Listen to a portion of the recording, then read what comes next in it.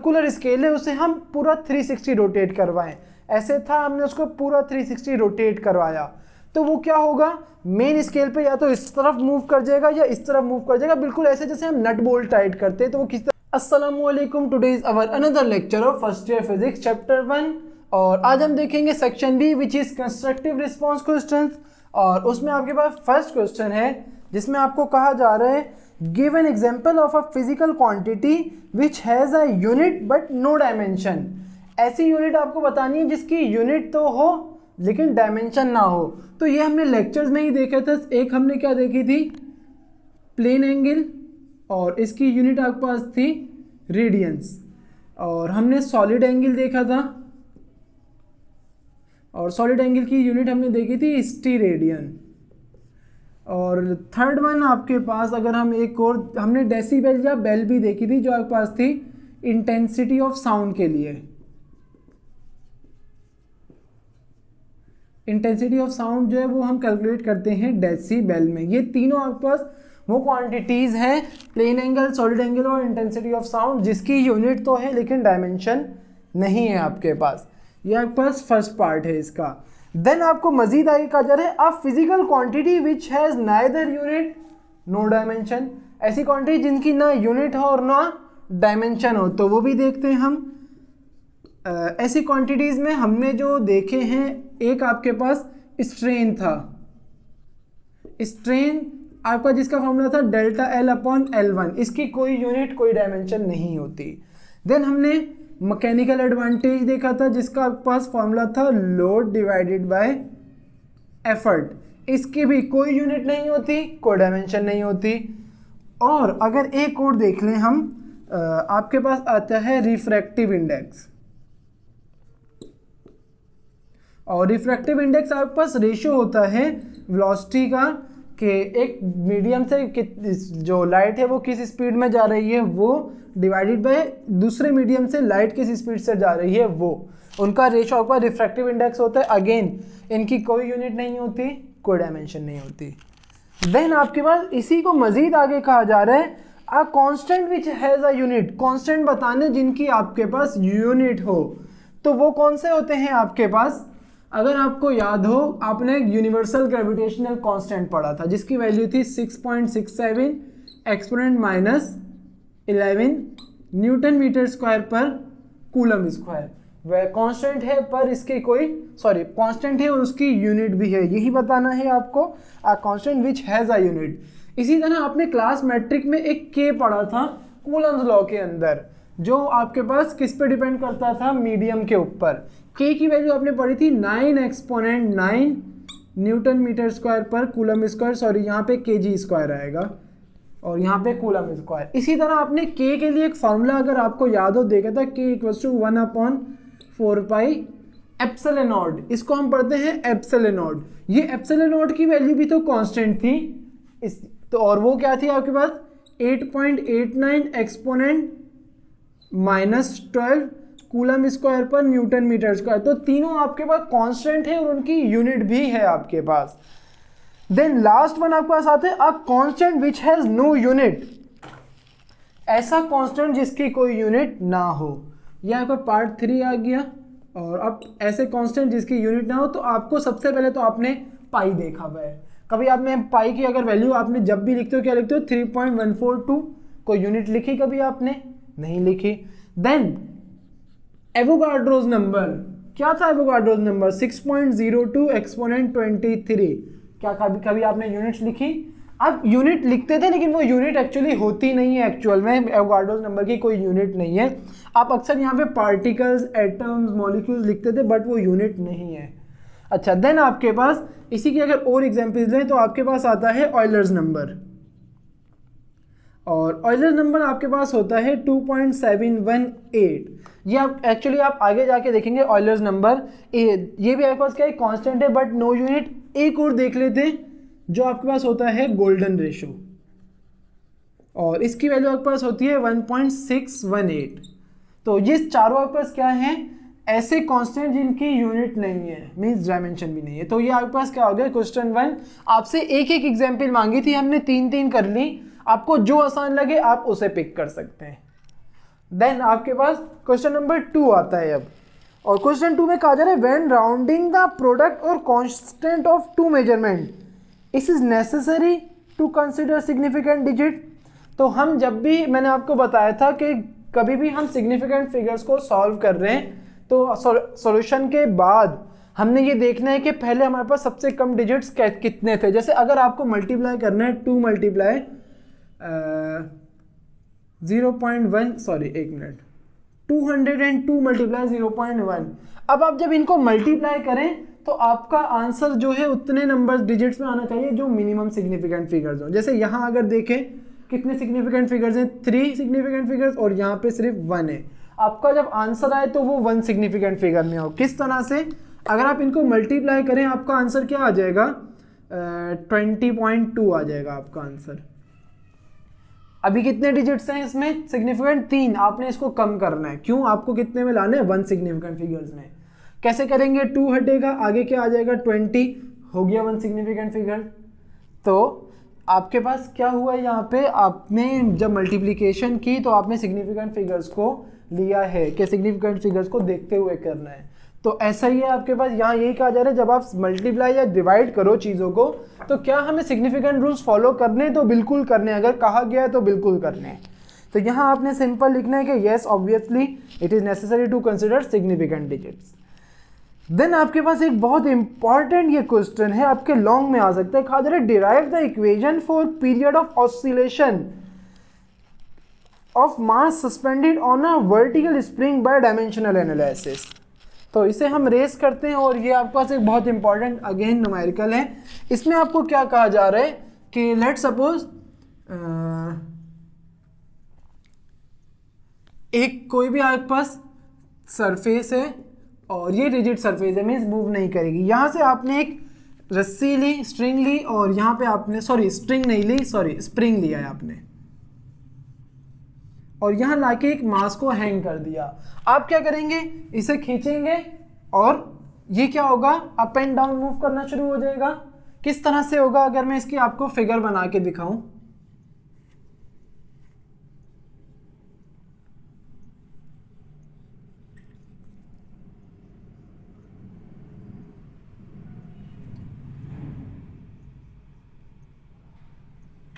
अब अगर आप इसको समझने की कोशिश करें, इसकी ओरिजिनल पोजीशन ये थी हमारे पास। हमने क्या किया, अभी ये इन स्टेट ऑफ रेस्ट है, हमने इसे खींचा, इस पोजीशन पे ले आए। जैसे ही हमने छोड़ा ये क्या होगा, अपनी ओरिजिनल पोजीशन पर नहीं आएगा बल्कि उससे कुछ ऊपर चला जाएगा। ऊपर जाएगा तो क्या होगा, स्प्रिंग कंप्रेस्ड हो गया, वापसी स्ट्रेच्ड होगा, वापसी ये नीचे आएगा, और इसी 3 पोजीशंस पे ये अपवर्ड एंड डाउनवर्ड ऐसे जाता रहेगा। तो इसका जो मेन पोजीशन है वो ये रही आपके पास। आपको एक्चुअली कहा जा रहा है कि एक फॉर्मूला ड्राइव करना है इसके लिए, और वो है T = 2π√m/k। इस फॉर्मूले को आपने ड्राइव करना है, किससे, थ्रू डायमेंशनल एनालिसिस। तो करते हैं। अगेन मैं आपको कहूँगा वेरी इंपॉर्टेंट क्वेश्चन, इस क्वेश्चन को आपने बिल्कुल स्किप नहीं करना है। क्वेश्चन नंबर 3 आपके पास, आपने सबसे पहले क्या करना है कि डायमेंशनल एनालिसिस में आपके पास इसका कोई फॉर्मूला नहीं है डायमेंशनल एनालिसिस के लिए। आप ये देखें कि यहाँ पे कौन कौन सी चीज़ें एक दूसरे के साथ रिलेट कर रही हैं। सबसे पहले हम कॉन्स्टेंट्स को नहीं लेते डायमेंशनल एनालिसिस में, मीन्स 2π को हम अभी नहीं ले रहे। टाइम पीरियड किस किस चीज़ पर डिपेंड कर रहा है, मास पे, तो मीन्स हम इसी के रिस्पेक्ट से देंगे, T डायरेक्टली प्रोपोर्शनल टू, एक तो टाइम पीरियड मास पे डिपेंड कर रहा है, दूसरा स्प्रिंग कांस्टेंट पे भी डिपेंड कर रहा है। आपने ये नहीं देखना है चीज़ मल्टीप्लाई हो रही है डिवाइड हो रही है, बस आपने ये देखना है कि डिपेंड कर रहा है तो हमें लिखना है। तो इसके बाद हमने K लगा दिया। यही दो चीज़ें फॉर्मूले में आ रही है ना, टाइम पीरियड मास पे भी डिपेंड कर रहा है और स्प्रिंग कांस्टेंट पे भी, ये K स्प्रिंग कांस्टेंट है। अब किसी ना किसी पावर के थ्रू कर रहे हैं तो हम क्या करते हैं, इसके ऊपर पावर लगाते हैं P और इसके ऊपर पावर लगा देते हैं Q। देन जब भी प्रोपोर्शनैलिटी हटती है तो एक कांस्टेंट आता है, ये तो आपको बहुत अच्छे से पता है। तो हमने प्रोपोर्शनैलिटी हटाई, यहाँ पे एक कांस्टेंट आएगा और बाकी चीज़ें एज इट इज़ रही। M के ऊपर पावर P और Q के ऊपर K के ऊपर पावर Q। अब हम सपोज करते हैं कि ये जो कांस्टेंट है ये कोई B कांस्टेंट आ रहा है, क्योंकि डायमेंशनल एनालिसिस हमें नहीं बता रही, हम कोई भी अल्फ़ाबेट सपोज कर सकते हैं। मैं B सपोज कर रहा हूँ, ताकि हमारे लिए b कोई ऐसा डिजिट वो नहीं है जो हमारे पास यूनिट्स में या कहीं पे आ जाए, इसलिए मैंने b सपोज किया है। m के ऊपर पावर p और k के ऊपर पावर q। अब हम क्या करेंगे, आपके पास ये जो है ये टाइम पीरियड है, फंडामेंटल क्वांटिटी है, m मास है, फंडामेंटल क्वांटिटी है, k स्प्रिंग कांस्टेंट है, ये फंडामेंटल क्वांटिटी नहीं है, तो हमें इसे पहले फंडामेंटल क्वांटिटी बनाना है। कैसे बना सकते हैं, अगर आपको याद हो आपने एक फॉर्मूला दे पढ़ा है F इक्वल्स टू के एक्स। एक्चुअली आपने माइनस के एक्स पढ़ा था, लेकिन इसे आप आगे जाके देखेंगे कि माइनस हम कब लगाते हैं और कब रिमूव करते हैं। माइनस क्योंकि डायरेक्शन की वजह से आता है। अगर ये फॉर्मूला याद है F इक्वल्स टू के एक्स, तो ये वही के है आपके पास, क्या है ये स्प्रिंग कांस्टेंट है आपके पास। इस के को अलग करते हैं, x मल्टीप्लाई हो रहा है इधर आके डिवाइड हो जाएगा, F divided by x equals to k. Now अगर हम k को यहाँ पे रिप्लेस कर देते हैं, अगेन ये x आपके पास डिस्टेंस है और फोर्स क्या है आपके पास एक डिराइव्ड क्वांटिटी है, तो इस फोर्स को भी रिप्लेस करेंगे। अगेन आपको पता है कि फोर्स किसके बराबर थी, F equals to m a, तो F की जगह पे एम ए लिखते हैं, m a divided by x equals to k. अब मास आपके पास फंडामेंटल है, x फंडामेंटल है, लेकिन एक्सेलरेशन की जो यूनिट है मीटर पर सेकेंड स्क्वायर वो फंडामेंटल्स में आ रही है, तो मीन्स हम एक्सेलरेशन को रख सकते हैं अपने पास। तो इस k की जगह पे हम ये पुट कर सकते हैं, आपके पास आ जाएगा t equals to b m power p और k की जगह पे m a divided by x और इसके ऊपर पावर q आ जाएगी। तो अब हम ये करेंगे कि मजीद अब तो कुछ सॉल्व नहीं हो सकता, अब हम इन सब की यूनिट्स पुट कर देंगे। टाइम पीरियड की यूनिट सेकंड है, सेकंड रख देंगे, इस तरह से एक एक करके करेंगे। तो टाइम पीरियड की unit second equals to b को एज इट इज रहने देते हैं, अभी बी के साथ कुछ नहीं कर रहे। मास की यूनिट केजी और केजी के ऊपर पावर क्या आएगी, पी आएगी, क्योंकि मास पे पावर लगी हुई है। देन यहाँ मजीद आगे आते हैं, मास की यूनिट केजी, एक्सेलरेशन की मीटर पर सेकंड स्क्वायर और डिवाइडेड बाय, मैंने x क्या बताया था, x आपके पास डिस्टेंस है, ये वो डिस्टेंस है जो हमारे पास ये जो बॉडी हैंग कर रही थी, ये इस पॉइंट से जो डिस्टेंस कवर होता है वो आपके पास x डिस्टेंस होता है, तो ये x डिस्टेंस को शो कर रहा है।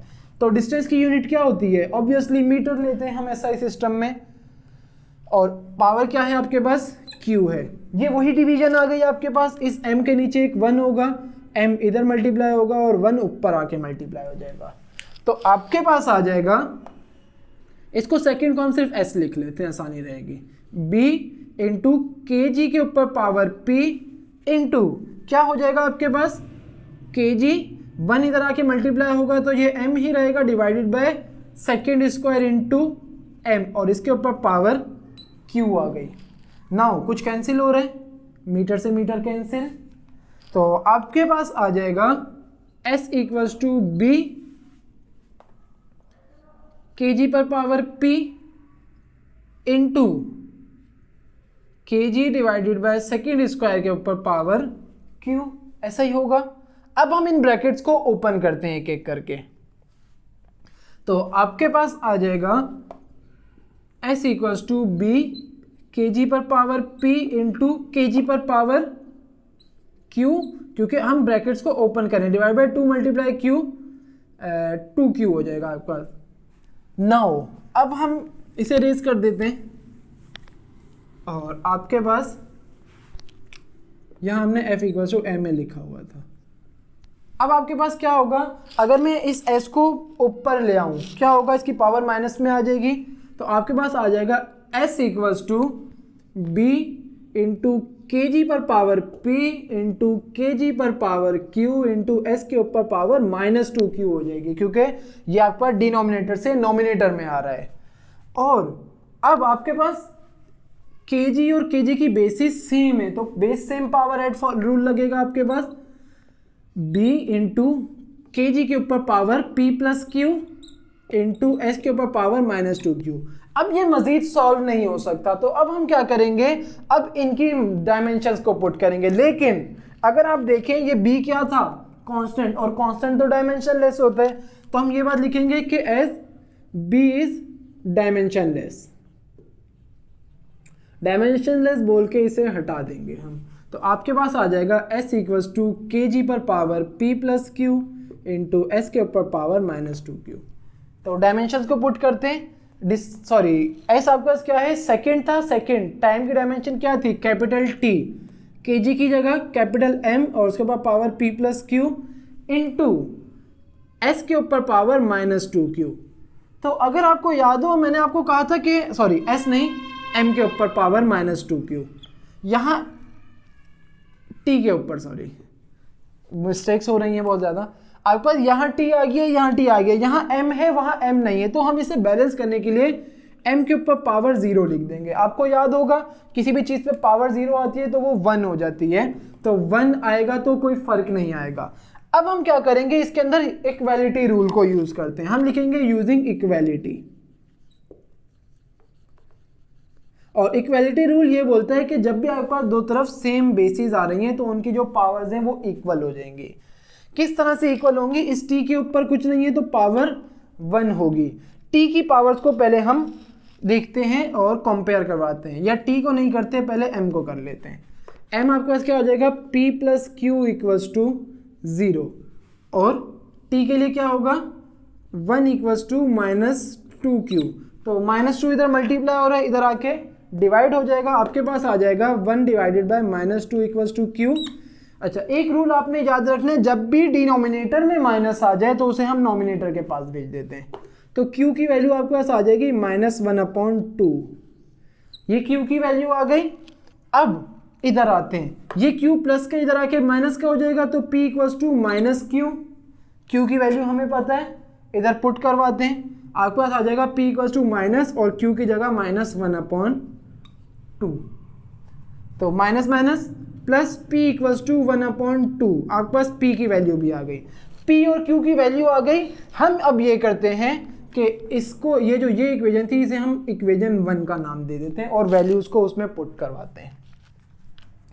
तो आपके पास फाइनली आ जाएगा इक्वेशन क्या है आपके पास, t equals to b m की पावर p इंटू k की पावर q। तो t is equals to b m power p, p क्या है 1/2, m के ऊपर पावर आ गई 1/2 इंटू k के ऊपर पावर -1/2।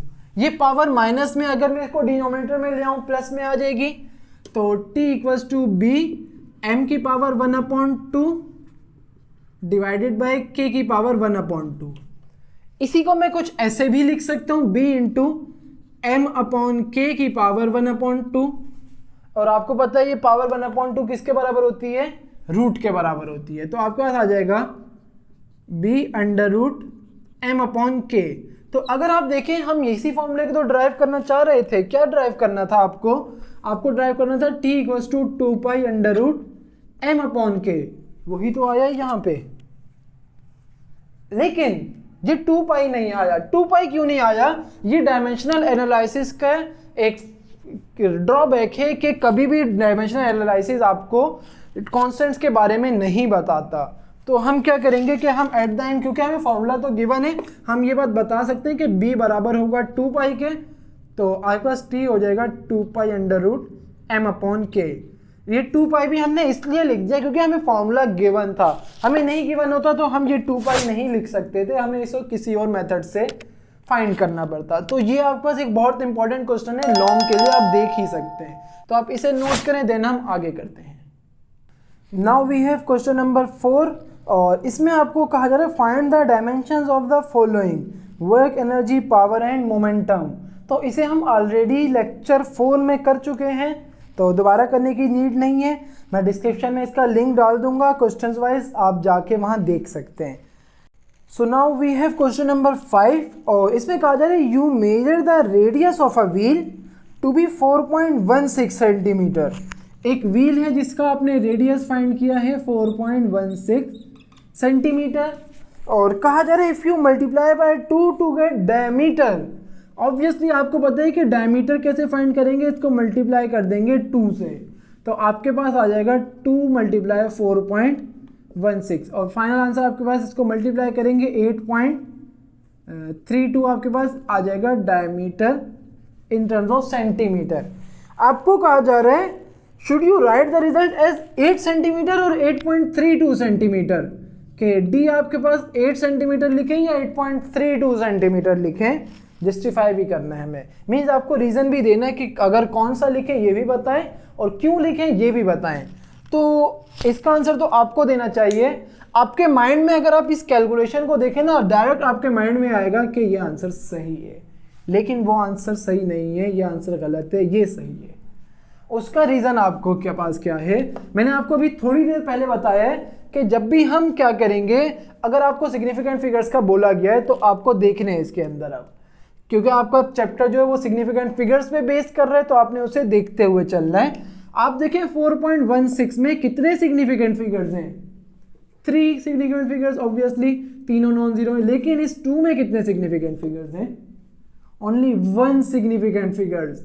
तो मैंने आपको बताया था कि जो जिस नंबर के पास least number of significant figures होंगे, जिसके सिग्निफिकेंट फिगर्स कम होंगे, आपका आंसर भी उसी में आना चाहिए। तो आप क्या करेंगे, इसे राउंड ऑफ करेंगे, यहीं पे राउंड ऑफ करते हैं, क्या आ जाएगा आपके पास 2 जाएगा, क्योंकि 2 5 से छोटा है, आगे कुछ ऐड नहीं होगा, 8.3, देन 3 हटाएंगे, 3 भी 5 से छोटा है, मजीद आगे कुछ ऐड नहीं होगा, तो आपका फाइनल आंसर 8 सेंटीमीटर आएगा। क्यों, आपका इसमें कितने सिग्निफिकेंट फिगर्स हैं, अभी 1 सिग्निफिकेंट फिगर, और वही यहाँ पे least number of significant figures हैं, तो आपका 8 सेंटीमीटर राइट आंसर है। अच्छा, देन आपके पास मजीद आगे चलते हैं, क्वेश्चन नंबर 6 है, और कहा जा रहा है if y equals to a plus b t plus c t square. Question number 6 से कहा जा रहा है y equals to a plus b t plus c t square, और मजीद आपको कहा जा रहा है where y is in metre, जो y है वो आपके पास y मीटर में है, और and t is in second, time आपके पास इन टर्म्स ऑफ सेकेंड है। आपको कहा जा रहा है what is the unit of c, c की यूनिट बतानी है कि यूनिट ऑफ सी आपके पास क्या है। तो कैसे करेंगे, यूनिट ऑफ सी कैसे फाइंड की जा सकती है आपके पास, सबसे पहले हम क्या करेंगे, जो यूनिट्स हमें पता है उनको पुट करवा देंगे। तो y की यूनिट क्या है, मीटर, सिर्फ स्मॉल m लिखते हैं, इक्वल्स टू a की यूनिट नहीं पता, प्लस b की यूनिट नहीं पता, लेकिन t की यूनिट सेकेंड है हमें पता है, प्लस c इंटू सेकेंड का स्क्वायर। अब आपको ये बात पता होनी चाहिए, पहले भी बताई थी कि जब भी आप इसको सॉल्व करते हैं तो हमेशा वही टर्म्स ऐड होती हैं जिनकी यूनिट सेम होती है, मीन्स जो यूनिट इसकी होगी वही यूनिट इसकी होगी, वही यूनिट इसकी होगी, और जब तीनों ऐड होंगे, तीनों की सेम यूनिट्स है, तो आपका ये यूनिट आएगी। इसका मतलब ये तमाम जो टर्म्स हैं सबकी यूनिट मीटर है आपके पास, मीटर मीटर मीटर और मीटर, तीनों मीटर्स ऐड होंगे, स्टिल मीटर आएगा, metre equals to metre, dimensionally correct भी तो रखना है ना, तो इसका मतलब हर टर्म की यूनिट मीटर है आपके पास। तो अगर आप देखें सी एस स्क्वायर, इसकी यूनिट आपको कही जा रही है मीटर, तो इसे आप करें सी, इसी हम हर टर्म की यूनिट मीटर है, तो इस टर्म को लेते हैं, c s square equals to metre, तो सेकेंड स्क्वायर मल्टीप्लाई हो रहा है, इधर आके डिवाइड हो जाएगा, तो सी की का यूनिट आ जाएगी मीटर पर सेकेंड स्क्वायर। तो सिंपल, आपके पास कोई मुश्किल नहीं है, लेकिन आपके पास ट्रिकी क्वेश्चन हैं, आपने चीज़ों को याद रखना है बहुत ज़्यादा। देन आपके पास अब आपको कहा जा रहा है differentiate between accuracy and precision. तो ऑलरेडी हम इसको तो आई थिंक लेक्चर नंबर 15 या 16 में कर चुके हैं, accuracy and precision. Then dependent and independent variable को डिफाइन करना है, तो मैं आपको बता देता हूँ, लेकिन हमने इससे पहले बहुत ज़्यादा एलेबोरेट किया है लेक्चर आई थिंक 17 में। डिपेंडेंट वेरिएबल वो होते हैं जो किसी दूसरे वेरिएबल पर डिपेंड करते हैं, और इंडिपेंडेंट वो जिनकी वैल्यू किसी चीज़ पर डिपेंड नहीं करती। देन आपको differentiate systemic error and random error, इसे हमने बहुत अच्छे से ऑलरेडी देखा है, इन सब क्वेश्चंस की डिस्क्रिप्शन में आपको लिंक मिल जाएगी, आप वहाँ से देख सकते हैं इनको।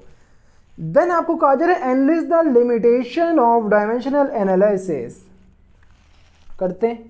तो क्वेश्चन 10 में आपको कहा जा रहा है कि कुछ लिमिटेशंस बताए हैं डायमेंशनल एनालिसिस की। तो लिमिटेशन में सबसे पहले, अभी थोड़ी देर पहले हमने देखी कि ये आपको कांस्टेंट्स के बारे में कोई नॉलेज नहीं देता।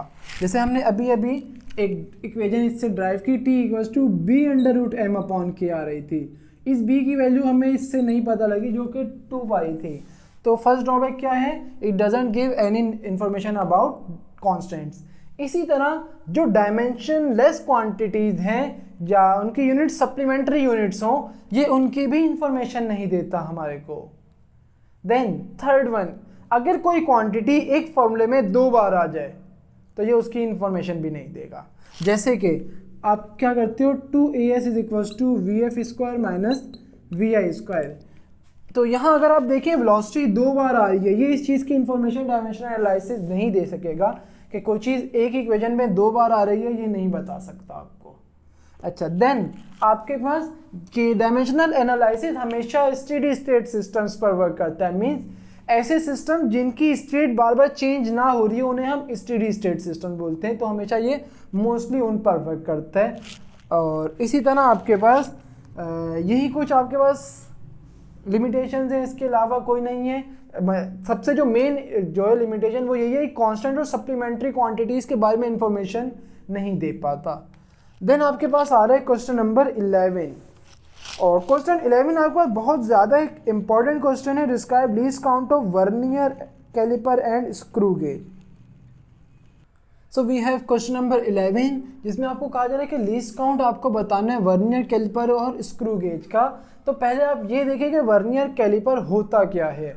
वर्नियर कैलिपर एक्चुअली आपके पास कुछ एक डिवाइस होती है, एक इंस्ट्रूमेंट है जिसमें आपके पास 2 स्केल्स होते हैं कुछ इस तरह से। एक स्केल ऐसे चल रहा होता है और एक दूसरा स्केल मूवेबल स्केल होता है जो इसके ऊपर चल रहा होता है यहाँ पे। और इन दोनों में कुछ ना कुछ रीडिंग्स होती हैं। इस स्केल पे अलग रीडिंग होती है, इस पे अलग रीडिंग होती है आपके पास। तो कुछ इस तरह से होता है कि इसके ऊपर भी ऐसे ऐसे रीडिंग चल रही है और इस स्केल पर भी जो रेड स्केल है इस पे भी रीडिंग चल रही है। ये आपके पास कहलाता है मेन स्केल और ये आपके पास कहलाता है वर्नियर स्केल। और ये जो वर्नियर स्केल है ये मेन स्केल पर मूव कर सकता है। तो आपके पास हमेशा क्या होता है कि जो इसके लीस्ट काउंट है, लीस्ट काउंट क्या होता है, वो छोटी वैल्यू, सबसे छोटी वैल्यू जो एक इंस्ट्रूमेंट कैलकुलेट कर सकता है उसे हम लीस्ट काउंट बोलते हैं। और इसमें छोटी से छोटी वैल्यू जो कैलकुलेट की जा सकती है वो किस तरह से कर सकते हैं। पहले आप लीस्ट काउंट को समझें कि लीस्ट काउंट क्या है, smallest division on main scale. कि ये वाला जो स्केल है मेन स्केल, इसमें सबसे छोटी डिवीजन जो होगी वो जो मोस्टली आपके पास ये जो स्केल है ये मिलीमीटर में गिवन होता है क्योंकि ये बहुत ज़्यादा एक्यूरेट वैल्यू देता है और ये जो वैल्यूज़ चल रही हैं मिलीमीटर्स में होती हैं। तो आपके पास जो मोस्टली हमेशा लीस्ट काउंट सेम नहीं होता, हम उसके रिस्पेक्ट से चल रहे हैं जो आपके पास मोस्टली होता है, जो आप कॉलेजेस में भी देखेंगे। स्मॉलेस्ट डिवीजन और मेन स्केल जो होती है वो सबसे छोटी डिवीजन 1 मिलीमीटर की होती है आपके पास। जो ये मेन स्केल पर सबसे छोटी रीडिंग है ये वाली, मीन्स इतनी सी जो वैल्यू है ये आपका 1 मिलीमीटर है। और divided by number of divisions on vernier scale. Vernier scale पर जो डिविजन्स होते हैं वो टोटल आपके पास 50 होते हैं मोस्टली। तो अगर हम इसको 50 से डिवाइड करें तो आपके पास आंसर आ जाएगा 0.02 मिलीमीटर। ये आपके पास क्या आ गया, लीस्ट काउंट आ गया किसके लिए, वर्नियर कैलिपर के लिए। और कैसे आया है आपके पास, जो सबसे छोटी वैल्यू जो आप कैलकुलेट कर सकते हैं मेन स्केल पे वो होती है मोस्टली 1 मिलीमीटर होती है, हमेशा नहीं होती है अगेन। तो छोटी से छोटी वैल्यू जो मेन स्केल पर आ रही है वो डिवाइडेड बाय वर्नियर स्केल्स में कितने डिवीजन है, जैसे ये फर्स्ट डिवीजन हो गया, सेकंड डिवीजन, थर्ड, फोर्थ, इस तरह से टोटल 50 डिवीजन्स होते हैं। 50 डिवीजन्स में आपके पास डिवाइड करेंगे तो 0.02 मिलीमीटर। ये लीस्ट काउंट यानी कि सबसे जो छोटी वैल्यू वर्नियर कैलिपर कैलकुलेट कर सकता है वो 0.02 मिलीमीटर होगी, इससे कम नहीं होगी, जिसे हम एक्सप्लेन करें उसके लिए। देन आपके पास मज़ीद आता है माइक्रोमीटर स्क्रू गेज। अब ये माइक्रोमीटर स्क्रू गेज क्या होता है, इसके मैंने आपको पहले भी बताया था, आपको स्क्रीन पर नज़र आ रहा होगा। अगर आप इसी में देखें तो क्या होगा आपके पास कि 2 स्केल्स हैं, गौर से अगर आप देखें, एक स्केल है जो रोटेट कर रहा है इस तरह से और दूसरा स्केल है जो स्ट्रेट चल रहा है। जो स्केल रोटेट कर रहा है वो आपके पास सर्कुलर स्केल है, जो स्ट्रेट स्केल है वो आपका मेन स्केल है। तो अब आपको इसका लीस्ट काउंट फाइंड करना है। अगेन क्या होगा, डिपेंड करेगा लीस्ट काउंट किस पे, precision of main scale and circular scale. Circular scale की कितनी प्रिसीशन है और मेन स्केल की कितनी प्रिसीशन है, कितनी प्रिसाइज आपके पास जो डिवीजन है वो हुई है उसके ऊपर डिपेंड करेगा। तो सबसे पहले आपके पास पिच डिस्टेंस।